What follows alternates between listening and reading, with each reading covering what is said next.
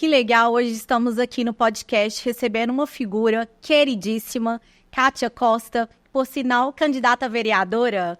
Olha só, gente, eu tenho um carinho muito grande por você, né, amiga? Você já sabe disso. Eu venho aí agora como vereadora, candidata, e eu tenho certeza que você está, assim, com dedicação, com foco, com energia total nessa caminhada. Sabemos da importância, né, da representatividade da mulher, representando todas nós lá na Câmara. Hoje, são 22 cadeiras de homens e apenas uma mulher lá dentro. Ou seja, nossa força está muito pequena. Temos que dar uma inovada. Verdade, Jennifer. Eu te agradeço, né, o carinho por ter recebido esse convite. E realmente a Câmara hoje, né, são 23 cadeiras, né, 23 vereadores e composto apenas por uma mulher. E isso é um desafio, né? Nos tempos de hoje em dia, a gente ver o quanto nós mulheres ainda precisamos trabalhar para ocupar cargos públicos, para ocupar cadeiras importantes de diretoria. E isso é algo desafiador mesmo para a gente mulher, concorda? A gente tem tantas coisas, tantas funções, né, para a gente poder fazer no nosso dia a dia, no nosso cotidiano, né? E hoje a maioria das mulheres trabalham fora, né? Nós temos aí, eu, por exemplo, eu trabalho, né, tenho uma empresa, sou administradora dessa empresa, junto com meu esposo. Tenho 2 filhos, né, que é o Bernardo e a Gabriela, que você já conhece. Sou formada em administração e estou aí, né, nessa caminhada agora com o curso de medicina. Então, assim, para mim foi um desafio muito grande, né, fazer essa escolha para poder contribuir para a nossa cidade, né. Betim é uma cidade muito grande, que já avançou muito, mas precisa avançar mais. Mas eu acredito muito nesse olhar, sabe, Jennifer? Um olhar mais acolhedor, um olhar mais sensível, uma forma de ver diferente. Que nós temos essa característica diferente dos homens, né? Claro que eu valorizo os homens, eu acho que eles têm um papel fundamental nesse sentido, mas eu percebo que falta aí um detalhe, que é esse cuidado, né? Então, quando você pensa numa política pública voltada para a mulher, voltada para a família, às vezes eles são mais racionais. E a gente é um pouco mais emocional, então a gente busca ali entender realmente a necessidade da pessoa, da mulher, né? Nós temos mulheres hoje, por exemplo, que precisam trabalhar fora, né? Para complementar a renda da família e não tem onde deixar o filho, né? Então, a gente já vive um momento seguinte, ou eu trabalho, ou eu tenho filho. Não podemos ter as duas coisas? É claro que podemos. E é por isso que eu quero lutar e defender essas causas, sabe? Porque eu acho que isso é muito importante. É claro que, às vezes, né, tem pessoas que têm rede de apoio, eu acredito que você também tenha, né? Você já me contou da sua sogra, né? Que fica com a Bia, que é linda, por sinal. Mas tem pessoas que não vivem isso, né? Tem pessoas que não têm alguém próximo, um parente, para poder dar esse suporte e tem essa necessidade. E quando a gente pensa nisso, a gente tem que pensar, por exemplo, numa escola em tempo integral, né? Porque a gente quer um local com segurança, com tranquilidade, onde nossos filhos estão sendo ali estimulados o tempo todo a fazer uma atividade, a entender, né, a cognição. Então, assim, eu acho que isso é pensar uma política pública voltada para as mulheres, né? Eu estou dando um exemplo para você aqui, mas como esse a gente, né, eu posso te dar aqui bilhões de exemplos, né? Por exemplo, quando a gente pensa, né, só mais um aí para somar, para você entender um pouquinho, quando a gente vem, né, com essa necessidade da mulher estar presente na política, a gente vem, Jennifer, eu vou te perguntar, hoje a licença maternidade né, quando a gente está grávida, você trabalha de CLT e aí você precisa ter a sua licença maternidade. Aí eu te pergunto, quanto tempo que você pode ficar de licença maternidade após, né, ter ganhado seu filho? Apenas 4 meses, né? 4 meses. Então, quando você entende isso, aí eu te pergunto, será que quem fez essa lei foi um homem ou uma mulher? Verdade, Kátia, né? Que ponto, que observação. Então, assim, a gente tem que pensar nisso, porque provavelmente, né, pode ter sido até ter uma mulher, mas não a quantidade exata, como a gente citou aqui, mas provavelmente foi um homem quem pensou. A ideia não foi ruim, a ideia foi boa. E aí é que entra a mulher, para complementar essa tomada de decisão, esses projetos que envolvem a família, que envolvem filhos, que envolvem a mulher, para a gente conseguir realmente fazer políticas públicas, trazendo esse acolhimento, trazendo a necessidade real. Porque o que eu trago aqui, Jennifer? Eu trago a minha vivência, a minha experiência de vida, né? Eu sou uma mulher hoje que tenho filhos, sou mãe, sou filha também, sou esposa, né? Quando você fala, nós estamos aqui num bate-papo legal, gostoso, né, nesse podcast, mas se você está entrevistando, por exemplo, um candidato a vereador homem, ele está aqui super tranquilo, preocupado apenas com esse bate-papo. Então, eu estou aqui conversando com você, mas eu estou preocupada se a minha filha já fez o para casa, se ela já comeu o lanche da tarde, se ela precisa de algum apoio, se meu telefone daqui a pouco pode tocar, uma necessidade dos meus filhos. Então, esse cuidado, ele vem muito da mulher. Então, eu penso que a mulher ela tem muito a contribuir. E eu quero ver na Câmara de Betim, que é uma cidade que eu vivo, onde eu quero ver meus filhos crescerem, né? E quero trabalhar em prol dessa cidade. Então, eu quero fazer a diferença nesse sentido, para que a gente possa realmente dar uma contribuição dentro da necessidade e vivência de cada mulher e de cada família. Que interessante, Kátia. Outra coisa que a gente vê assim, por exemplo, são poucas mulheres também que vêm com essa bagagem de participação.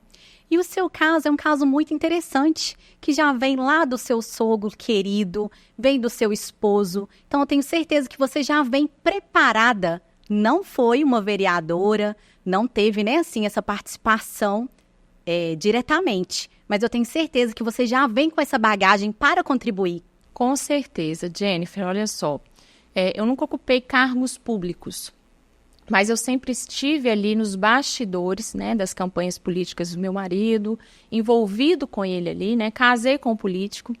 Eu te confesso que eu nunca me imaginei, né, ser uma vereadora, me candidatar, mas sempre atuei de forma mais indireta, né, no sentido assim, com ações sociais, né, através de entidades. Eu lembro na pandemia mesmo, a gente conseguiu levantar muitas cestas básicas para que a gente pudesse, né, ajudar as pessoas, porque muitas pessoas ficaram desempregadas, sem ter como trabalhar. Então, isso tudo a gente foi ajudando. E ali eu aprendi muito com meu sogro, né, que era um amante da política. Meu sogro era uma pessoa maravilhosa, Jennifer, e com uma experiência e bagagem que me alavancou neste sentido, né? Na última eleição do Daniel, eu atuei, né, na campanha dele. Daniel foi bem votado e isso para mim é muito gratificante. E ali eu tive o contato com o eleitor, eu tive contato com muitas mulheres envolvidas, né? Hoje a gente tem uma empresa, por exemplo, que tem mais mulheres do que homens, né? Mas não por desmerecer os homens, mas por esse cuidado mesmo, para a gente enxergar da capacidade e potencial, porque só nós mulheres, né, Jennifer, conseguimos fazer muitas coisas, né, ao mesmo tempo, né? É a mesma coisa, quando você fala uma coisa com o homem, você tem que falar apenas uma. Se você falar mais de uma, ele já não dá conta.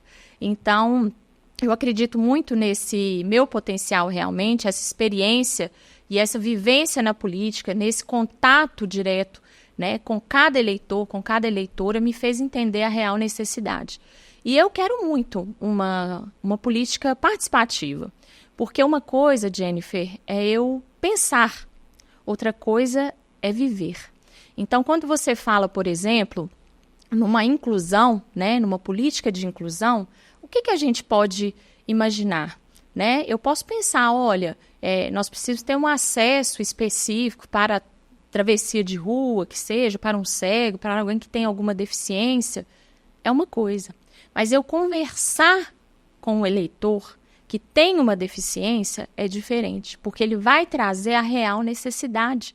Então, isso faz todo sentido. E é dessa forma que eu quero, sabe, dar a minha contribuição, entendendo esse lado de vivência de cada um. Então, quando você pega, por exemplo, uma mãe hoje que trabalha fora, e precisa de uma escola em tempo integral, né? Isso é fantástico. Mas nós não podemos também né, deixar de lado, de olhar o lado do professor, da valorização dele, né, se precisa contratar mais profissionais, mais professores para atuar e não sobrecarregá-los, né, entendendo a necessidade, né, hoje as pessoas normalmente o horário é de 8 às 18, e normalmente as creches, né, educação infantil aí, às vezes que você tem, às vezes você até encontra uma ou outra até 4 horas, mas a gente precisa conversar não somente com esses pais, com essas mulheres que trabalham fora, mas também com os professores que atuam diretamente, para que eles possam ter uma contribuição significativa na construção desse projeto. Verdade. Eu estava até dando uma olhada nas suas redes sociais, suas propostas de inclusão. Sim, muito pontual. Achei, assim, perfeito, incrível. Eu, por exemplo, eu tenho a Bia, né, que nasceu prematura, que exigiu todo um cuidado, que até hoje me exige isso. Então, eu já penso como mãe, o quão desafiador é. E você já pensando nessas propostas de inclusão. Achei, assim, excepcional. E é verdade, Jennifer. Isso é, né, eu conheço a Bia, acompanho aí sua trajetória com ela. E isso é fundamental. Porque eu tenho um filho hoje, né, eu descobri recentemente que ele tem um déficit de atenção, que é o TDAH, que infelizmente está sendo muito comum hoje, né, entre as crianças, entre os jovens, mas que graças a Deus eu agradeço por ter descoberto isso, e eu sei o quanto é desafiador para uma mãe cuidar nesse sentido. E, por exemplo, eu pago psiquiatra, eu tenho custo aí com, além do psiquiatra, aulas particulares, psicopedagoga, neurologista, enfim. E medicação, né, Jennifer, que também não é barato. Então, a gente precisa entender todo esse processo para a gente fazer políticas públicas nesse sentido. Quando a gente pega, por exemplo, espectro autista, né, que tem crescido Você sabia, Jennifer, que a cada 100 crianças, uma tem espectro autista? Nossa, não sabia. Então, isso é algo que tem que ser pensado, porque isso tem crescido. Então, a gente tem que fazer. Hoje, na cidade, nós temos alguns locais, né, que recebem essas crianças, que têm algumas atividades, mas a gente precisa ampliar isso, porque, às vezes, a quantidade ela não consegue absorver totalmente essas crianças. Eu estava conversando com um marido de uma eleitora e falei com ele assim, olha, traz ela na minha reunião aqui de mulheres, e tu falou, tem que ver, porque você sabe que eu tenho uma filha deficiente, e aí ou eu saio ou ela sai. Então, a gente tem que pensar políticas públicas também para os pais, não somente para os filhos, né? Então, a gente tem que pensar de forma abrangente para que a gente tenha aí um momento, né, entre o casal também. Você sabe que eu já ministrei Casados para Sempre, então eu atuo nessa área, eu atuo na área da família, eu acho isso primordial.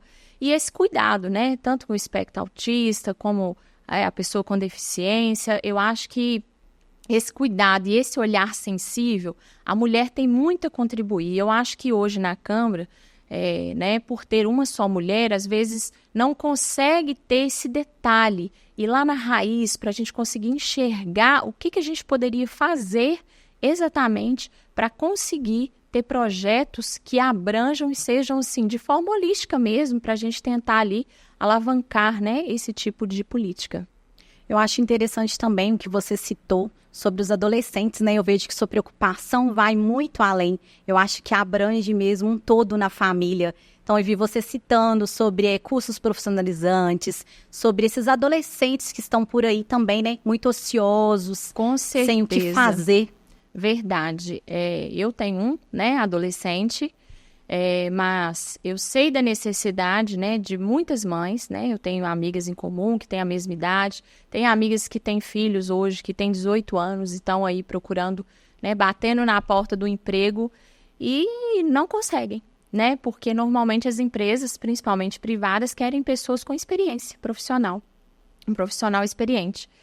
E nós temos que pensar também em políticas públicas para poder atender esse público, né? Na formação dessas crianças, desses adolescentes, desses jovens, para dar seguimento, né? Então, cursos profissionalizantes, a gente pensa, né, que é importante criar parcerias, né? Eu sou evangélica e, às vezes, tem igrejas que funcionam 2 vezes na semana e ela fica com espaço ocioso. Por que não fazer ali um convênio junto à prefeitura para dar um suporte e ter cursos profissionalizantes ali? Ou, além de cursos profissionalizantes, nós podemos também fazer parcerias no sentido de buscar um esporte, né? Eu tenho ido nas reuniões, Jennifer, e tenho levantado, né, a necessidade real de cada um ali. Gosto de ouvir, gosto de entender. Eu acho que isso que faz a diferença. E eu tenho visto muitas mães falarem comigo, Kátia, nossa, então um esporte para o meu filho fazer. Ele fica em casa, às vezes no videogame, né, ou no celular. E ela falou, eu queria que ele fizesse um futebol, ou queria que fizesse uma ginástica. E às vezes a gente tem até uma quadra, né, dentro do bairro ali, que a gente pode, às vezes, né, fazer aí uma parceria, seja com uma empresa, seja direto com a prefeitura, de forma a gente abranger essas pessoas para que elas tenham direito, né, de ter um esporte, de ter cultura também, seja um teatro, sabe? Então a gente tem que aproveitar. A gente tem um teatro, né, enorme aqui em Betim, e aí a gente deveria aproveitar esses espaços para a gente conseguir realmente atender essa demanda e tirar nossos adolescentes, principalmente, das drogas, né, das ruas, que hoje é um desafio. Eu imagino que para todos os pais, se é mãe também, eu imagino, a Bia ainda é pequena, mas os filhos daqui a pouco já estão grandes, e aí a gente precisa entender todo esse cenário para a gente construir, né, homens e mulheres que possam realmente, às vezes, até nos substituir. Quem sabe a minha filha ou meu filho pode sentar numa cadeira, né, e fazer políticas públicas e ajudar. Eu acho que isso é essencial e é o que eu tenho buscado, sabe, Jennifer? Eu acho que isso é muito importante. E a respeito da saúde das escolas, né, como que você enxerga esse olhar voltado para a saúde dentro das escolas? Então, Jennifer, as escolas é um local que os nossos filhos passam pelo menos metade do dia ali dentro, né? E quando a gente trabalha fora, principalmente, a gente tem pouco tempo para a gente cuidar dos nossos filhos, né? A não ser os finais de semana. Então, pensando nisso, né, e hoje atuando na área da medicina, né, como estudante, eu vejo a necessidade, né, de ter parcerias com universidades, né, para que professores, né, médicos, na área odontológica também, alunos ali que estão quase formando, possam atuar dentro da escola de forma preventiva, para que a gente possa ter ali uma educação da saúde dessas crianças e adolescentes, né, uma saúde bucal, para que a gente possa entender ali que há necessidade de uma prevenção, né, seja de uma doença. A gente, às vezes, né, em período escolar, a gente tem aí, devido à mudança de clima, tempo, as gripes. Será que tem algo que a gente pode fazer dentro da escola para a gente prevenir isso? Então, isso é muito importante a gente pensar dessa forma. Seja numa vacina que a gente já dá na escola, seja num exame, né, de vista, que às vezes seu filho está ali com uma necessidade, com uma dor de cabeça, e aí você passa e faz um exame dentro da escola, ou seja, seu filho já vai para casa já com o examezinho dele ali, com tudo preparado, né, e a mãe fica com essa tranquilidade e segurança para ela trabalhar fora, para ela ter, né, ali a sua independência financeira e cuidar também da família, mas eu acho que o município em si, nós vereadores, né, em nome de Jesus eu já estou profetizando, eu acredito que nós podemos contribuir com isso e fazer políticas públicas para essa prevenção, né, para as nossas crianças e adolescentes.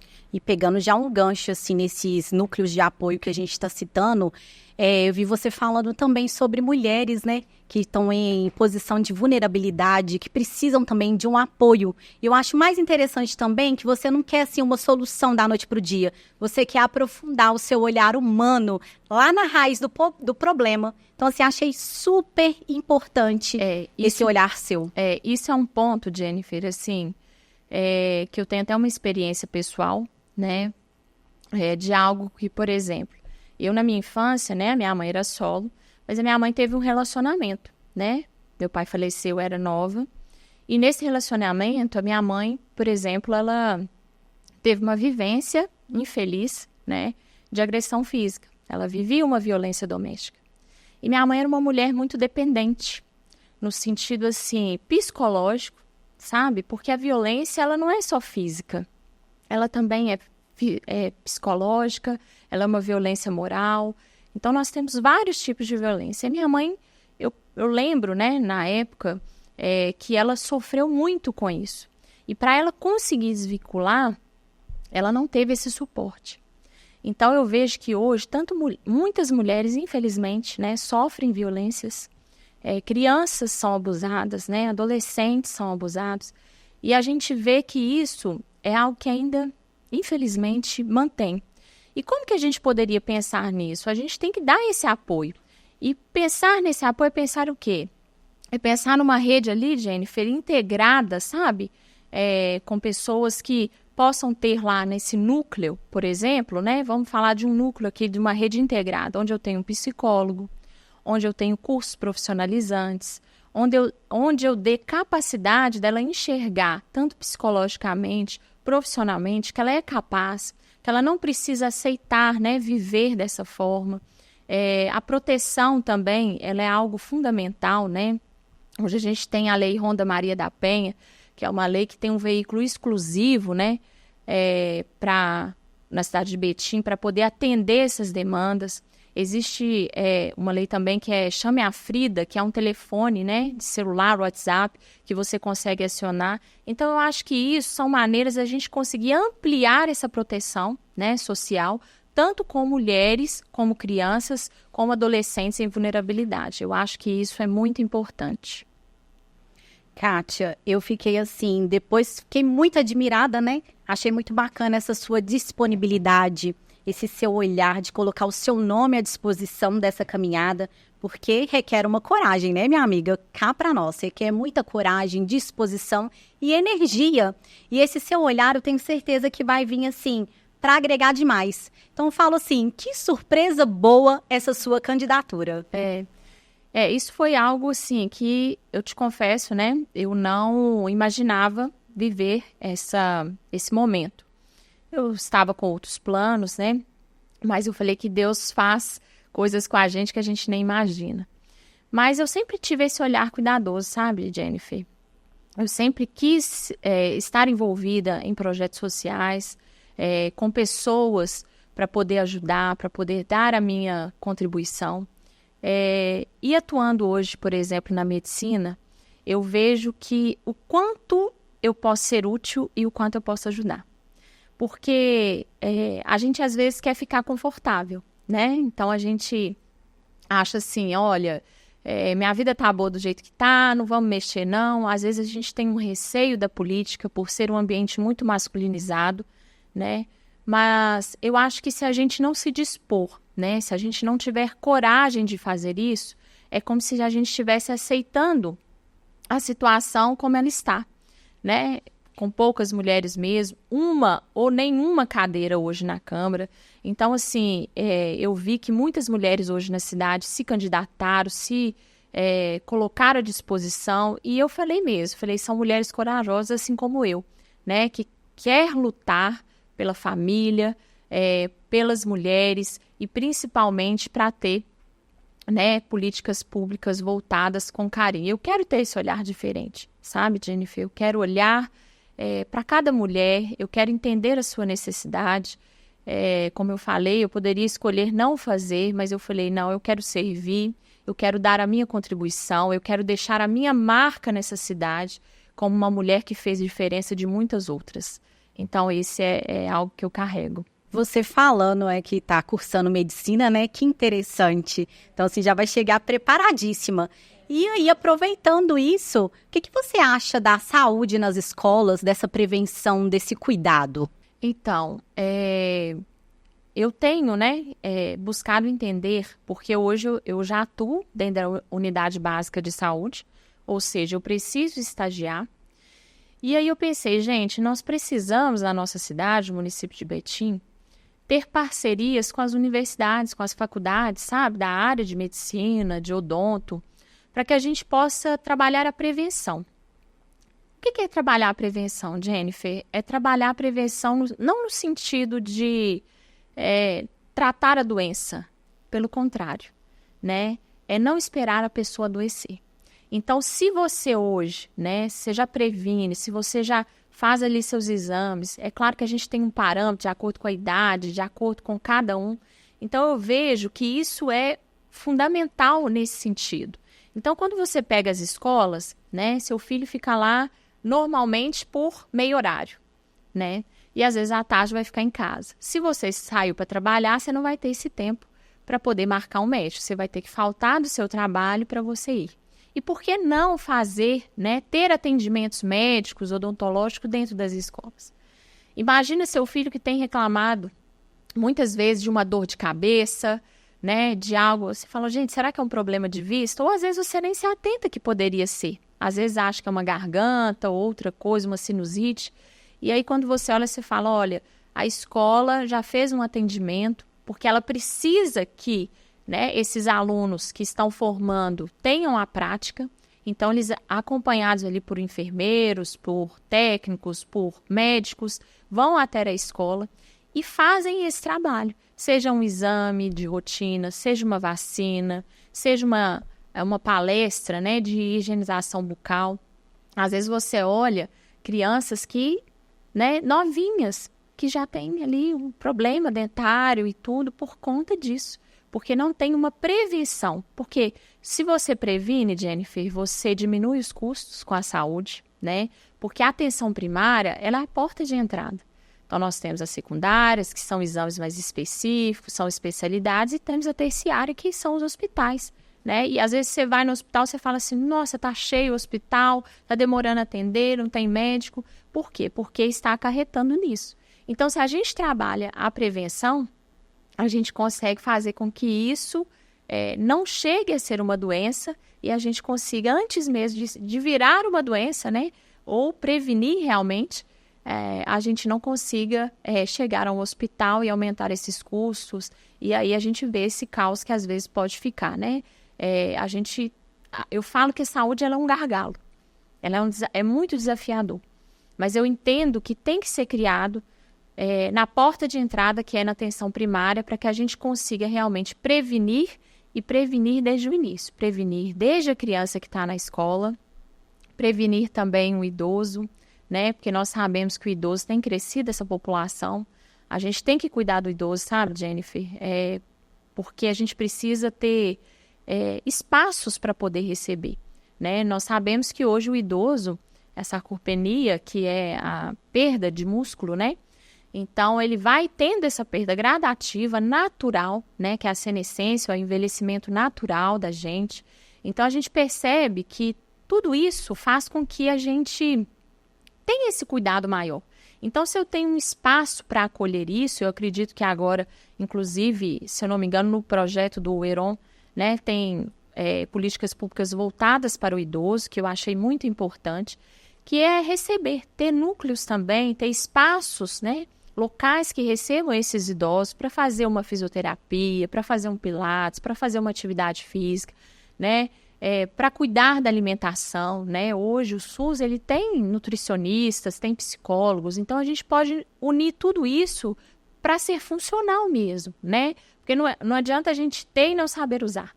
Então, se a gente trabalha com atenção primária, eu acho que a gente tem que trabalhar no sentido completo. E completo é assim, é trabalhar com todos, desde o nascimento até a idade, né? Mais de 60 anos, até chegar aí bem velhinho, que eu quero envelhecer já também bem de saúde, né? Com qualidade de vida. Eu acho que isso faz toda a diferença, né, Jennifer? Que incrível, Kátia, o seu olhar, tenho certeza, não me resta dúvidas de que você vem para agregar demais esse nosso cenário. E aí, Kátia, qual a mensagem que você deixa para todas nós que estamos te assistindo e na torcida? Jennifer, eu te agradeço o carinho. Eu estou muito feliz de estar recebendo tanto carinho das pessoas, principalmente das mulheres, de encorajamento, de incentivo. Gente, o quanto isso é valioso na minha vida, né? Eu sei que é desafiador para nós mulheres, né, estarmos hoje como candidata a vereadora. Não é fácil, mas eu sei que se Deus colocou isso no meu coração, é porque realmente é para mim fazer a diferença. E eu quero realmente fazer a diferença na vida de cada um de vocês, da sua família, do seu filho, da sua filha, da sua esposa, de você homem, de você mulher. E isso para mim é muito valioso, gente. Eu quero realmente honrar o meu nome, né, Kátia Costa. Eu quero honrar a minha família, eu quero honrar essa cidade. E eu quero realmente deixar um marco nesse município, que eu farei a diferença como vereadora. E por isso eu peço o seu voto Para vereadora, vote Kátia Costa, 27500.